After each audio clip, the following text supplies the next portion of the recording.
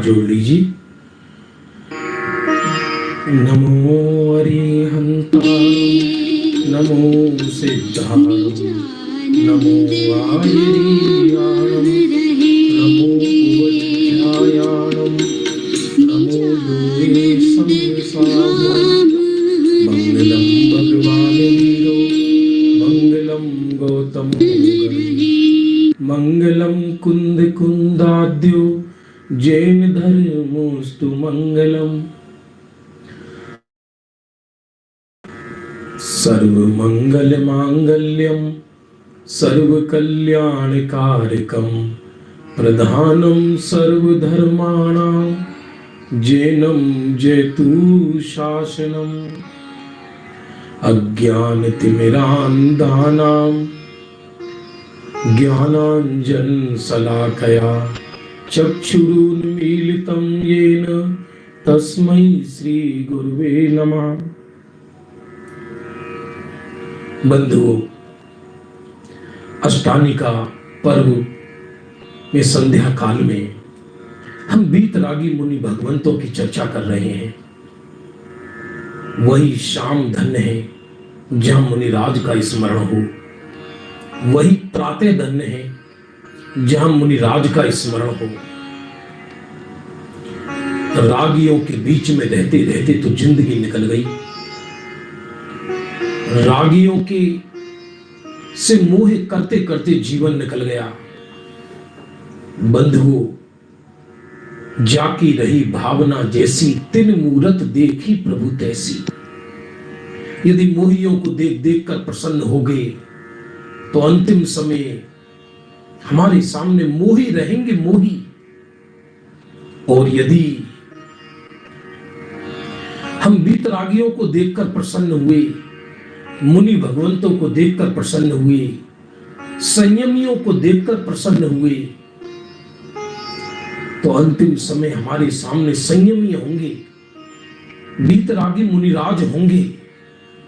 निर्णय कर लो स्वयं खुद को कि रागियों के बीच में रहना है या संयमियों के बीच में रहना है। ये निश्चित कर लो कि रागी बनना है या वीतरागी बनना है। हमारे चित्त में जिसकी अनुमोदना चलती है हमको वही पसंद होते हैं। बंधुओं, हम कैसे जैसे हमारे पड़ोसी, जैसे हमारे मित्र हैं वैसे हैं हम, क्योंकि जो व्यक्ति जैसा होता है उसके मित्र भी वैसे होते हैं। सुनो सुनो सुनो, आज सुनाते हैं आपको एक ऐसी अद्भुत कथा। प्राय बहुत कम लोगों ने सुनी है ये कथा। अद्भुत है कथा। कल सुनी थी हमने बाहुबली की कथा, आज सुनाते हैं एक चक्रवर्ती की कथा, वो भी सनत कुमार चक्रवर्ती, जो कि धर्मनाथ और शांतिनाथ भगवान के बीच में हुए। धर्मनाथ भगवान के तीर्थ काल में हुए सनत कुमार चक्रवर्ती हस्तनापुर में हुए थे। ये हस्तनापुर के अंतर्गत हुए थे। महेंद्र स्वर्ग से आए थे, महेंद्र स्वर्ग से। चक्रवर्ती कहते किसको है? याद रखना, जो जिनेंद्र का प्रेमी हो, जिसे शुद्धात्मा का अनुभव हो गया हो, उसके लिए चक्रवर्ती आदि पुण्य तो साधारण पुण्य है। अरे चक्रवर्ती पर नहीं रीझता है, चक्रवर्ती तो एक अखंड चैतन्य पर रीझता है। बंधुओं, ब्राह्मणियों, ध्यान पूर्वक समझना, ये कथा आज की बहुत अद्भुत है, जो हमें ये सीख देगी कि हमारा पुण्य तो कुछ भी नहीं है। इस तुच्छ पुण्य पर हम मरे जा रहे हैं। जैसे मक्खी चारों पैर से गंदगी पर बैठती है, वैसे ही हम तुच्छ पुण्य को कलेजे से लगाकर मरे जा रहे हैं। सुनो सुनो सुनो, शांतिनाथ और धर्मनाथ के बीच में हुए महेंद्र स्वर्ग से आए थे सनत कुमार। राजा अनंत वीर्य और रानी सीता के पुत्र थे सनत कुमार। बचपन से ही वीर और सूरवीर थे, महासुंदर थे, महासुंदर महासुंदर थे। सुनो सुनो सुनो, वो चक्रवर्ती महान थे। धीरे धीरे चक्रवर्ती बाद में बने, वो बड़े हुए, उनके शस्त्रागार में चक्र रत्न की उत्पत्ति हुई। उनके शस्त्रागार में चक्र रत्न की उत्पत्ति हुई। बंधुओं, ध्यान पूर्वक समझना, कोई चक्रवर्ती सोच समझकर नहीं होता, कोई कमाने से चक्रवर्ती नहीं बनता, कोई छल कपट प्रपंच से चक्रवर्ती नहीं बनता, बल्कि सत्य तो यह है कि वो अपार पुण्य लेकर आता है। चक्रवर्ती का जीव स्वयं पूर्व से चक्रवर्ती बनते नहीं, चक्रवर्ती पैदा होते हैं। कोई मेहनत से चक्रवर्ती नहीं बनता, मेहनत से तो मजदूर बनता है व्यक्ति, मेहनत से तो कुली बनता है। जिनके ये भ्रम है कि मेहनत से धनवान बना जाता है, वो अज्ञानी है, वो मूर्ख है। स्वर्गों के अंदर लंच मात्र भी मेहनत नहीं करते देव, जन्मजात रत्नों के महल में पैदा होते हैं। ऐसी ही सनत चक्रवर्ती धीरे धीरे बड़े होते गए, युवा हुए और दिग्विजय करने के लिए गई। 3 लाख वर्ष की आयु थी सनत कुमार चक्रवर्ती की। 3 लाख वर्ष किसको कहते हैं? पूरी धरती को जीता अपने शौर्य और अपने बल से। ये तो कहने की बात है कि चक्रवर्ती विजय के लिए जाते हैं। सत्य बात तो यह है कि चक्र रत्न का कर्तव्य उनको विजय के लिए प्रेरित करता है।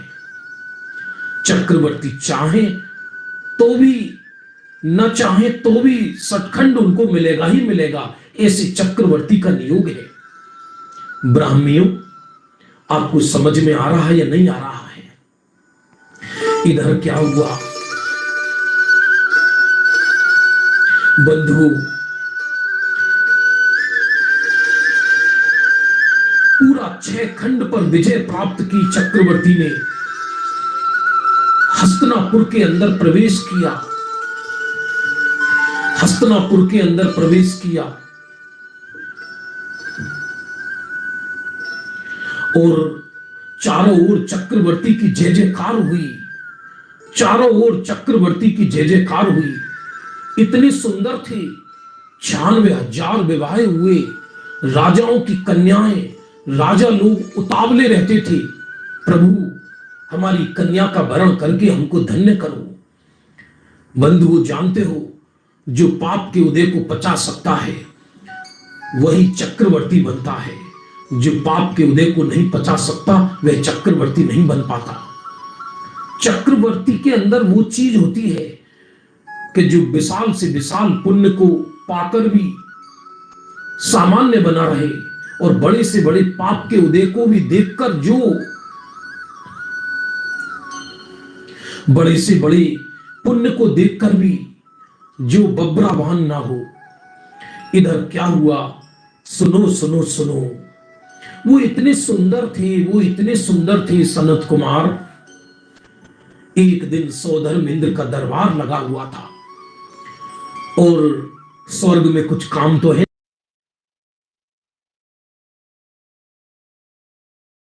नहीं। स्वर्ग के देव मध्य लोक में परीक्षा लेने आते रहते हैं निरंतर। देवियों को प्रश्न होगा, वर्तमान में स्वर्ग के देव परीक्षा लेने क्यों नहीं आते? आएंगे तो माथा पकड़ के रोएंगे। वर्तमान में न रूप है, न धन है, न बल है, न शील है, न ज्ञान है, किसकी परीक्षा लेने आएंगे? इसलिए वर्तमान में स्वर्ग के देव आते ही नहीं है धरती पर, किसकी परीक्षा लेने आए? कली कालो न निर्दोषा, कली काल में कोई निर्दोष नहीं है। निर्दोषता का बखान करने वाला भी स्वयं सदोषी है। वर्तमान में कहीं ना कोई कलंक लगा हुआ है, इसलिए स्वर्ग के देव नहीं आते। उधर सौधर्म स्वर्ग के दरबार के अंदर सुनो सुनो सुनो, ये बात चर्चा चली थी कि इस समय धरती पर सबसे सुंदर पुरुष कौन है, जो देवताओं के भी रूप को लज्जित करता हो। तो सौधर्म इंद्र ने कहा, सनत कुमार चक्रवर्ती कामदेव से भी अधिक सुंदर हैं। उनका ऐसा रूप है जिसे देखते ही रहे, देखते ही रहे, देखते ही रहे, देखते ही रहे। तो दो देव थे, जो देव थे, एक मणिमाला, एक रत्नचूल, दो देव। उनको ये विचार आया, चलो हम सनत कुमार का रूप देखने हस्तिनापुर चलते हैं। और वो दोनों देव धरती पर नीचे आए।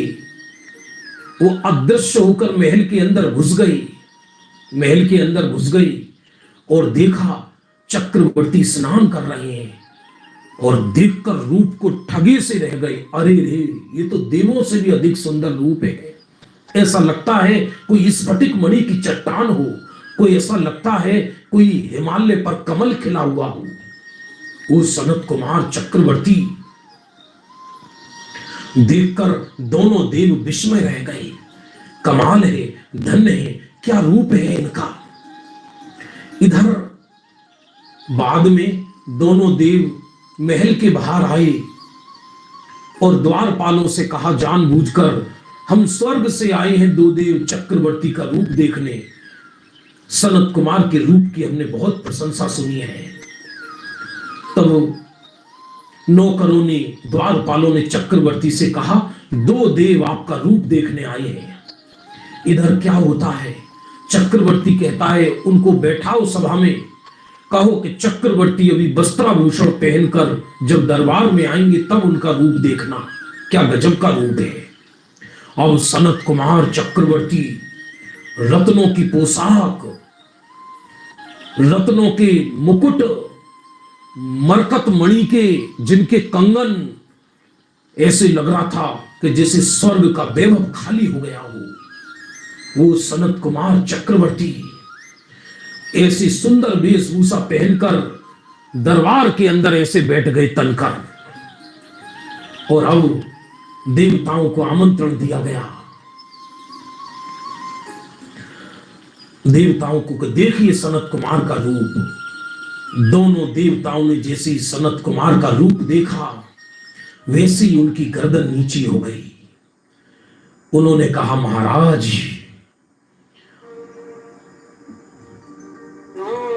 अब ये वो रूप नहीं जो पहले था, जब आप स्नान कर रहे थे। उस समय हमने जो आपका रूप देखा, उस रूप के आगे अभी ये वर्तमान का रूप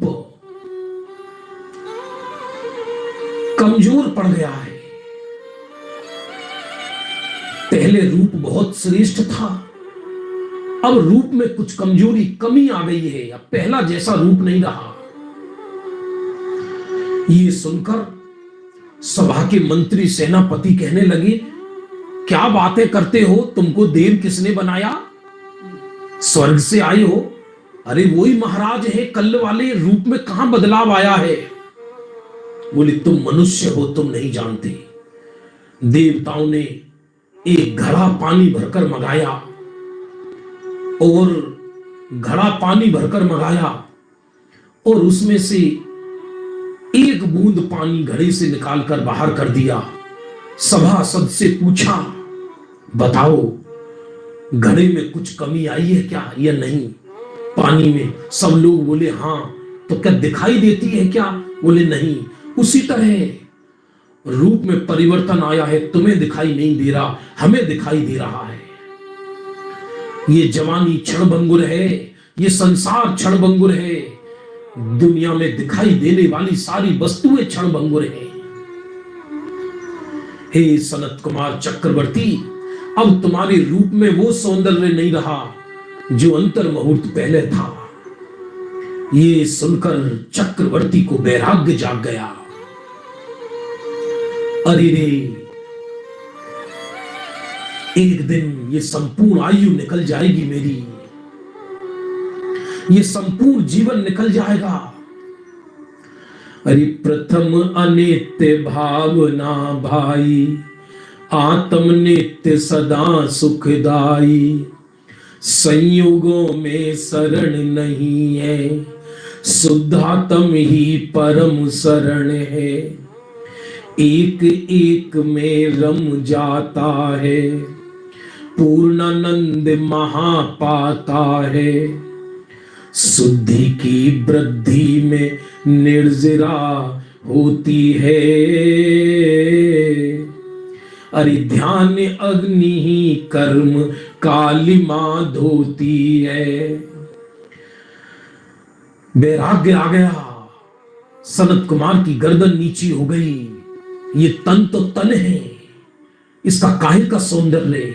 अरे मेरा सौंदर्य तो अमूर्ति चैतन्य प्रभु है। ये सौंदर्य तो एक दिन मिट्टी में मिलेगा।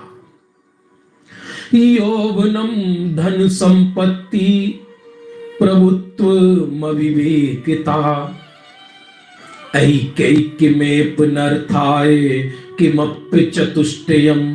यौवन हो, धन संपत्ति हो, प्रभुता हो और थोड़ा सा अविवेक हो, इन चारों में से एक एक ही नरक ले जाने के लिए काफी है।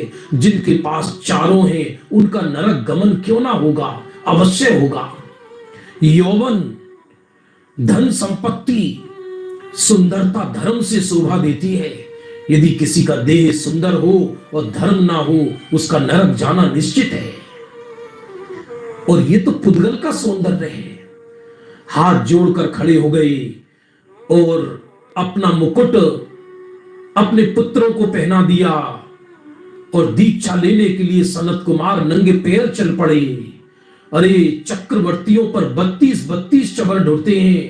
पूरी सभा ठगी सी रह गई और देवता लोग वहां से हाथ जोड़कर चले गए। 96,000 रानियां कहने लगी, स्वामी हम तुम्हारे बिना कैसे रहेंगे। सनत कुमार चक्रवर्ती कहने लगे, देवियों जगत में कोई किसी को सहारा नहीं है, तुम्हारी सहारा तुम स्वयं हो। तुम स्वयं अपना आश्रय लो। अनंत काल निकल गए, मेरा बहुत जीवन निकल गया। अब मुझे मेरा रूप समझ में आया है। जिस रूप पर रीझ कर तुमने मेरे से विवाह किया है, वो रूप तो एक दिन मिट्टी में मिल जाएगा। तुमने देखा नहीं, अभी देवता गण आए और उन्होंने ये कहा, जो पहले रूप था वो आज नहीं है, जो आज है वो कल नहीं रहेगा। एक दिन चेहरे पर झुर्रियां भी पड़ेंगी, एक दिन वृद्धावस्था भी आएगी, एक दिन ये हाड़ अग्नि में लकड़ी की तरह जलेंगे, एक दिन पूरा तन लकड़ी और घास की तरह जलेगा। उन 96,000 रानियों को भी वैराग्य आ गया। सबने अपनी योग्यता अनुसार, किसी ने अर्ज का व्रत अंगीकार किया। हजारों राजाओं ने दीक्षा ली सनत कुमार चक्रवर्ती के साथ। और सनत कुमार चक्रवर्ती अब आत्मा की चक्रवर्ती बन गई।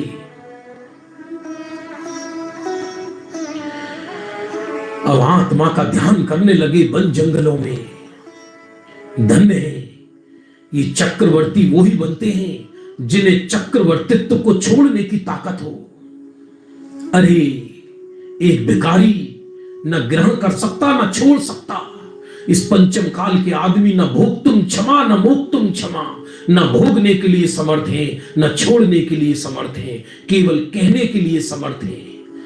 वचनों की क्रांति दिखाई ज्यादा देती है, परिणति में कुछ ज्यादा दिखाई नहीं देता। ये काल ही ऐसा है, चाणक्य का सूत्र है ये। न भोक्तुम क्षमा न मोक्तुम क्षमा, न भोगने के लिए समर्थ है न छोड़ने के लिए समर्थ है। इधर आहा वो सनत कुमार चक्रवर्ती वन जंगलों में आत्मा का ध्यान करते थे। छठखंड की संपदा के विषय में विकल्प नहीं आया।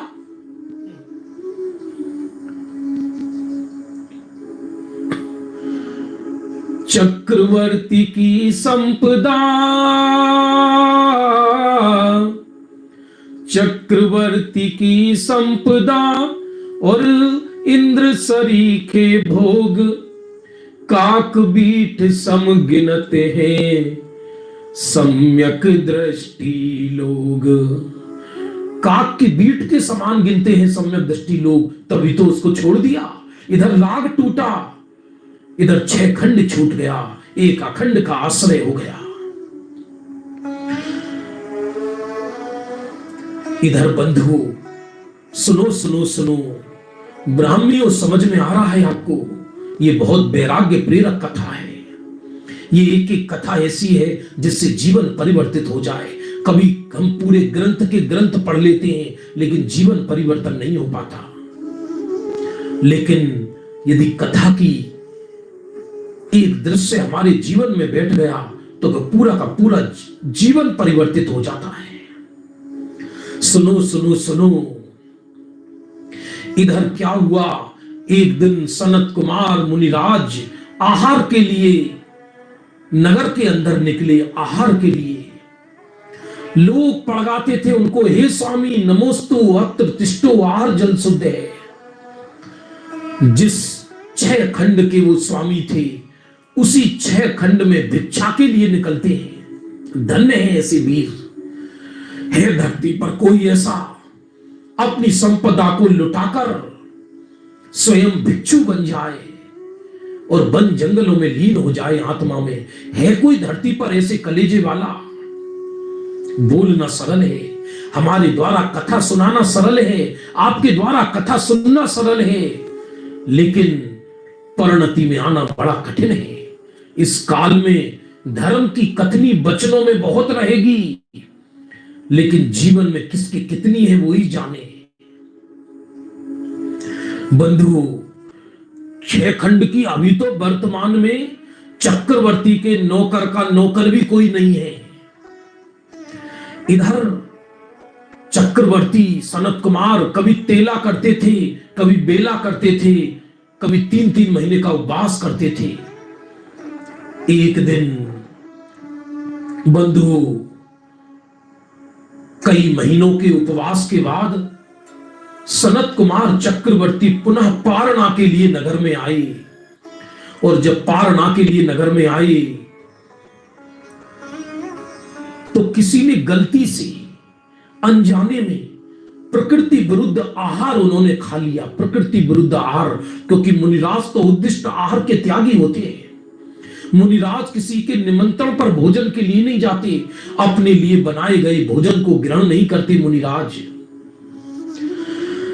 प्रकृति विरुद्ध आहार गलती से उनके शरीर में चला गया।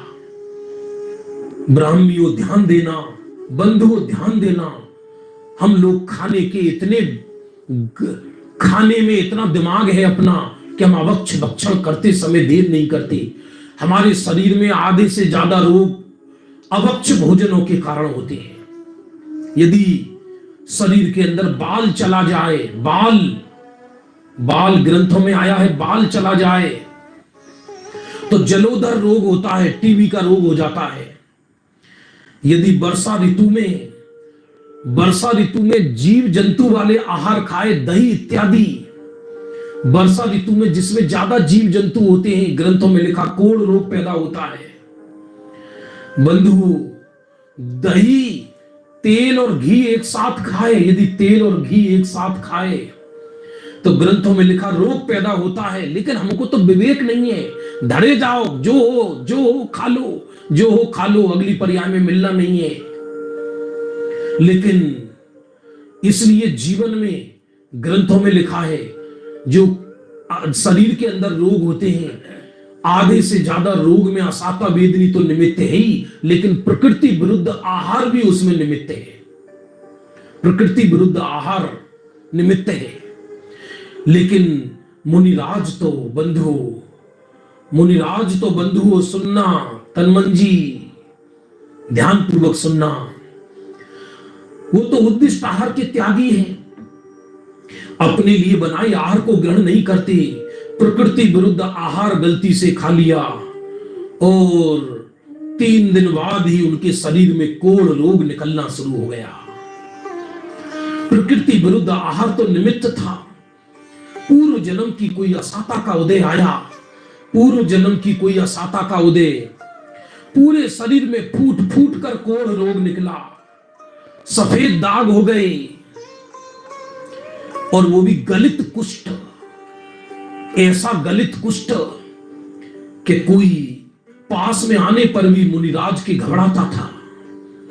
और पूरे नगर में पूरे जगह शोर मच गया, सनत कुमार चक्रवर्ती के कोढ़ रोग हो गया, मुनिराज के कोढ़ रोग। लेकिन धन्य है दिगंबर वीतरागी संत, उनके चेहरे पर रंच मात्र भी खेद नहीं आया, रंच मात्र खेद नहीं आया। उनको कभी विचार भी नहीं आया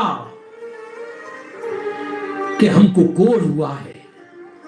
अब तो सनत कुमार मुनिराज महीनों तक उपवास करते थे, क्योंकि उनको कभी कभी ये विकल्प आ जाता था, मेरे कोढ़ से नगर वासियों को विघ्न ना हो। मनुष्य उनके पास जाने से घबराने लगे, लोग उपदेश सुनने नहीं आते थे, पूरे शरीर में गलित कुष्ठ, दूर से ही बदबू आती थी, दूर से ही। लेकिन सनत कुमार मुनिराज के चेहरे पर आत्मा का तेज था। बंधुओं, साधर्मियों, भाइयों बहनों, ब्राह्मणों, एक सूत्र हम आपको बता रहे हैं, हमारे लिए भी और आपके लिए भी। हम कितने बड़े धर्मात्मा हैं, इसका निर्णय असाता के उदय में होता है। हम कितने बड़े धर्मात्मा हैं, इसका निर्णय हमारे पाप के उदय में होता है। जब हमारे पुण्य का उदय हो तो हमें हर कोई धर्मी कह सकता है, दूसरे के प्रमाण पत्र से तो मर जाना अच्छा है। दुनिया हमें धर्मी कहती है तो हम प्रसन्न हो जाते हैं, दुनिया हमको अधर्मी कहती है तो हमारा चेहरा लटक जाता है। हम सच में दूसरों के ही प्रमाण पत्र से जीते हैं, हमने अपनी आत्मा दूसरों पर गिरवी रख दी है। सुनो सुनो सुनो बंधुओं, इधर क्या चमत्कार होता है। सनत कुमार मुनिराज तप करते रहे, लेकिन तप से उनके अंदर आत्मा का बल बढ़ता गया, आत्मा का बल बढ़ता गया। लेकिन कभी भी सपने में भी उनके चेहरे पर यह खेद नहीं आया, ये मन में चिंता नहीं हुई कि मेरे को कोढ़ रोग हुआ है। विचार करो, इतने लोग सुन रहे हैं, एक रोग हो जाए तो एक रोग ही व्यक्ति की जिंदगी खराब कर देता है।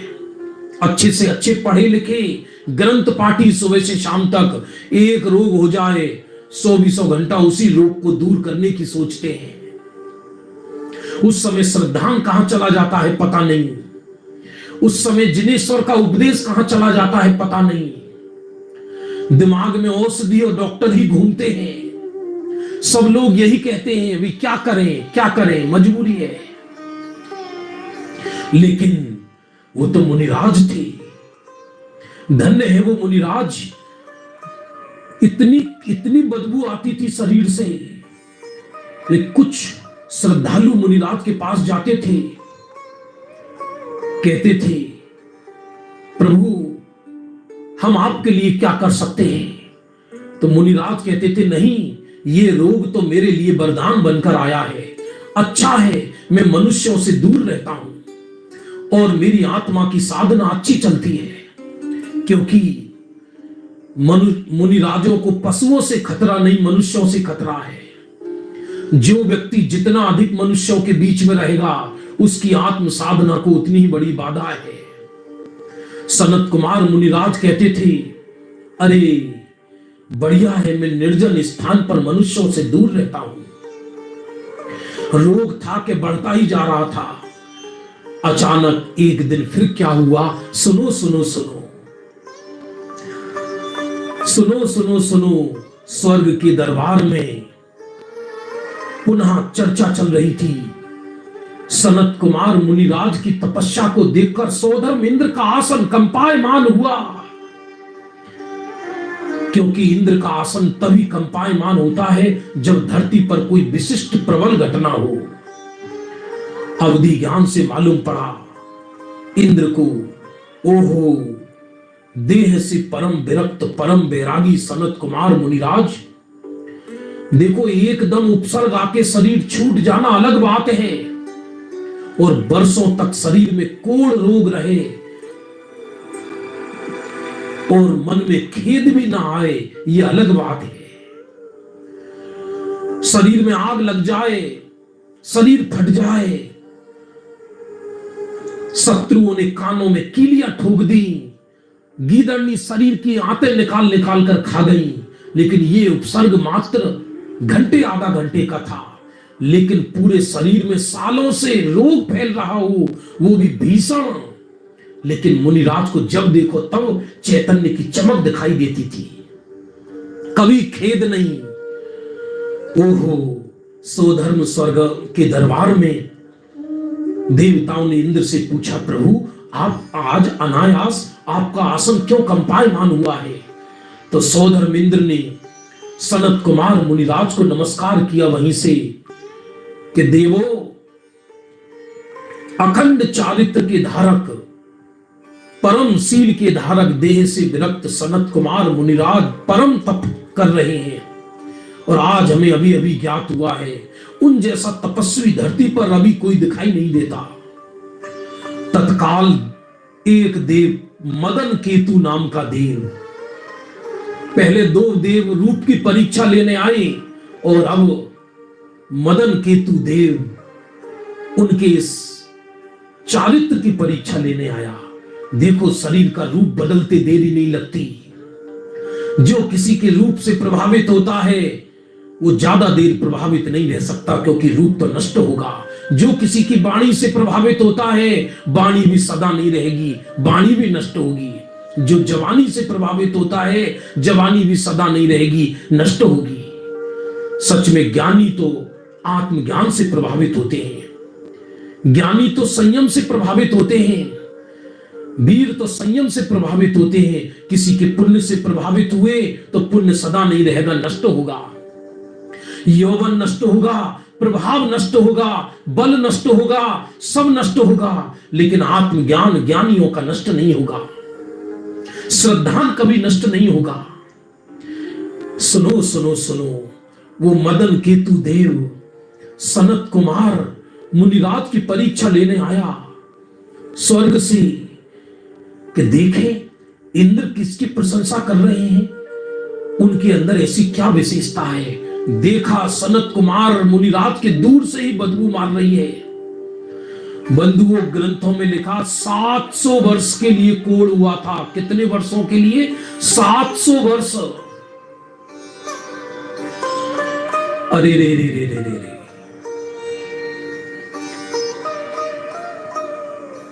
700 वर्षों के लिए कोढ़ रोग हुआ था, थोड़ा बहुत नहीं, क्योंकि 3 लाख वर्ष की आयु थी। सनत कुमार चक्रवर्ती की कथा में 2-2 कथन मिलते हैं। एक जगह 1 लाख वर्ष आयु बताइए, एक जगह 3 लाख वर्ष आयु बताइए। जो भी हो, 700 वर्ष के लिए कोढ़ रोग हुआ। अब उस देव ने वैद्य का वेश बना लिया, वैद्य का वेश, और वैद्य का वेश बनाकर मुनिराज के पास इधर उधर घूमने लगा। मुनिराज का ध्यान भंग हुआ तो देव जानबूझकर मुनिराज के पास बैठ गया और उनसे हाथ जोड़कर बोला, हे वीतरागी संत मुनि भगवंत, ये आपके शरीर पर कोढ़ रोग शोभा नहीं देता। आप तो तपस्वी हो, आपका शरीर तो स्वर्ण से चमकना चाहिए, तप के बल से। सनत कुमार मुनिराज ने कहा उस देव को, मेरे पास भव्य ज्ञानी जीव तो प्रतिदिन आते हैं, लेकिन चमड़ी को निरखने वाला पहली बार आया है। यह सुनते ही देव एकदम घबरा गया। वो वैद्य था, उसने महाराज से कहा, महाराज बुरा मत मानो, मैं तो वैद्य हूं, मैं कोढ़ रोग को एक क्षण में दूर कर देता हूं, एक क्षण के अंदर कोढ़ रोग दूर कर देता हूं। ये आपका शरीर सोने की तरह चमकने लगेगा। और महाराज सुनो, आपको औषधि खानी नहीं है, बस मेरे पास एक ऐसी औषधि है, मैं हाथ पर लगाऊंगा पूरा शरीर स्वर्ण जैसा हो जाएगा। आप जैसे चक्रवर्ती अवस्था में सुंदर थे वैसे ही बन जाओगे। लेकिन बंधुओं, सुनो सुनो सुनो, तुरंत मुनिराज हल्के से विस्मित हुए और उन्होंने उस मदन केतु देव से कहा, सुनो, मेरा एक कोढ़ रोग से भी बड़ा रोग है, पहले तुम उसे दूर करो और बाद में इस रोग को दूर करना। तो वैद्य के वेश में देव बोला, महाराज बोलो कौन सा रोग है वो, बोलिए कौन सा रोग है वो। तब महाराज बोले, मेरे एक जन्म मरण का रोग है, मेरे एक राग द्वेष का रोग है, मेरे एक चतुर्गति परिभ्रमण का रोग है, उसको दूर कर दो तो मैं तुमको वैद्य मानूंगा। मेरे मोह, मेरे राग द्वेष का रोग लगा है, चतुर्गति परिभ्रमण का रोग लगा है, इस चतुर्गति परिभ्रमण का रोग मिटा दो तो मैं तुम्हें सच्चा वैद्य मानूं। ये सुनते ही मदन केतु देव लज्जित हो गया। उसने सोचा, अरे ये तो ऐसे ही महान देव है, ये तो ऐसे ही महान मुनिराज हैं, शरीर में बदबू आने पर भी उसका इलाज कराने के लिए तैयार नहीं है। धन्य है ऐसे मुनिराज, धन्य है वीतरागी संत, धन्य है जैन शासन, धन्य है इनकी विरक्ति, धन्य है शुद्धात्मा की आसक्ति। तब सनत कुमार मुनिराज ने उस वैद्य को कहा जो देव था, बात बची इस शरीर के रोग की, तो मेरे पास तो खुद ऐसी रिद्धियां हैं कि मैं अपना थूक लगाऊं तो उस स्थान से सोने का बन जाएगा। मैं यदि थूक लगाऊं तो वो स्थान सोने का बन जाएगा। देवता आश्चर्य में पड़ गया। मुनिराज ने देवता का भ्रम तोड़ने के लिए हल्का सा थूक लिया और उंगली पर लगाया, तत्काल उंगली स्वर्ण जैसी सुंदर हो गई। तो देवता ने कहा, अरे मुनिराज, आप पर तो खुद ही औषधि है, फिर आप प्रयोग क्यों नहीं करते? बोले, नहीं करता। यदि मैं ये रिद्धियां इस देह के रोग को दूर करने के लिए करूं तो मेरा मुनिपना मिट जाए। ये रिद्धियां शरीर को सुंदर करने के लिए नहीं, असली रिद्धि तो आत्मज्ञान की रिद्धि है। ये देखते ही देवता मुनिराज के चरणों में गिर गया। मैंने धरती पर बहुत त्यागी तपस्वी देखे, पर आप सा बैरागी और आप सा विरक्त नहीं देखा। और वो देवता अपनी माया समेटकर मुनिराज के आगे असली रूप व्यक्त कर दिया और कहा, प्रभु, मैं स्वर्ग से मदन केतु देव आया हूं। स्वर्ग में जैसी आपकी प्रशंसा सुनी थी, वैसा ही मैंने आपका त्याग, तपस्या और चारित्र पाया है। धन्य है आपका वैराग्य, धन्य है आपका भेद विज्ञान। और उनको नमोस्तु करके चले गए। इधर सनत कुमार चक्रवर्ती ने अपनी रिद्धि से देह के रोग को दूर नहीं किया, रोग और सड़ता गया। 100, 200, 300, 400, 500, 600, 700 वर्ष तक शरीर रोग में सड़ता रहा, बदबू मारती रही। कई कई महीने में आहार मिलता था, आहार ही नहीं मिलता था, लोग दूर रहते थे।